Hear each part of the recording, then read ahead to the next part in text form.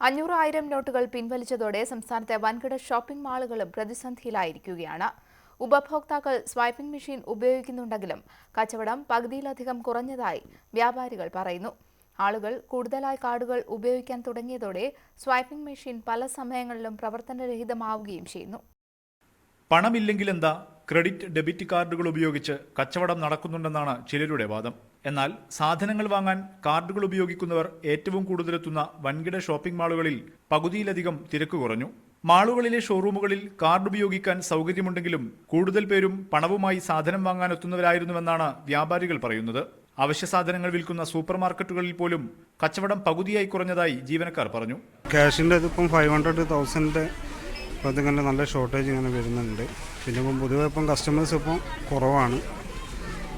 കൂടുതലായിട്ടും ഇപ്പം ക്രെഡിറ്റ് കാർഡാണ് കൂടുതൽ പേര് ഇങ്ങനെ യൂസ് ചെയ്യുന്നത്. മാളുകളിലെ ടെക്സ്റ്റൈൽ ഷോപ്പുകളിലും വിൽപ്പന കുത്തനെ കുറഞ്ഞു. ഒരു 70% കുറഞ്ഞിട്ടുണ്ട്. കച്ചവടത്തെ നല്ല രീതിയിൽ ബാധിച്ചിട്ടുണ്ട്. ക്യാഷിൻ്റെ കറൻസിൻ്റെ പ്രശ്നം.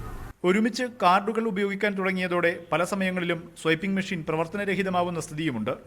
അത് ഫസ്റ്റിൽ മീൻസ് ഒരു 3 days ബാക്ക് ഒരു പെർട്ടിക്കുലർ ഹവറിൽ ഒരു ഉച്ചയ്ക്ക് എങ്ങാണ്ടായിട്ട് ഒരു നിയർലി 1 hour അത് കംപ്ലീറ്റ് ആയിട്ട് ബ്ലോക്ക് ആയിരുന്നു. അത് ഇവിടെ അന്വേഷിച്ച് നോക്കുമ്പോൾ എല്ലാ ബ്രാഞ്ചസിലും മീൻസ് എല്ലാ ADC മെഷീൻസും അത് ബ്ലോക്ക് ആയിട്ടുണ്ടായിരുന്നു. കാർഡുകളുമായി മാളുകളിൽ ഷോപ്പിങ്ങിനെത്തിയവർ ബാങ്കുകൾക്ക് മുന്നിൽ അനുഭവിക്കേണ്ടി വരുന്ന ദുരിതം പങ്കുവച്ചു.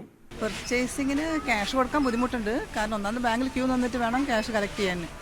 അത് ക്യൂ നിന്നിട്ട് എടുക്കാന്ന് വെച്ചാൽ ബുദ്ധിമുട്ടാണ്. ക്രെഡിറ്റ് ഡെബിറ്റ് കാർഡുകൾ കൂടുതൽ ഉപയോഗിക്കുന്ന മാളുകളിൽ കച്ചവടം പകുതിയായി കുറഞ്ഞു. സാധാരണക്കാരനെ ആശ്രയിക്കുന്ന മാർക്കറ്റുകളിൽ സ്ഥിതി ഇതിലും ദയനീയമാണ്. കോഴിക്കോട് നിന്നും ക്യാമറാമാൻ വിനോദ് കുമാറിനൊപ്പം മുഹമ്മദ് ഷഹീദ്, ന്യൂസ് 18.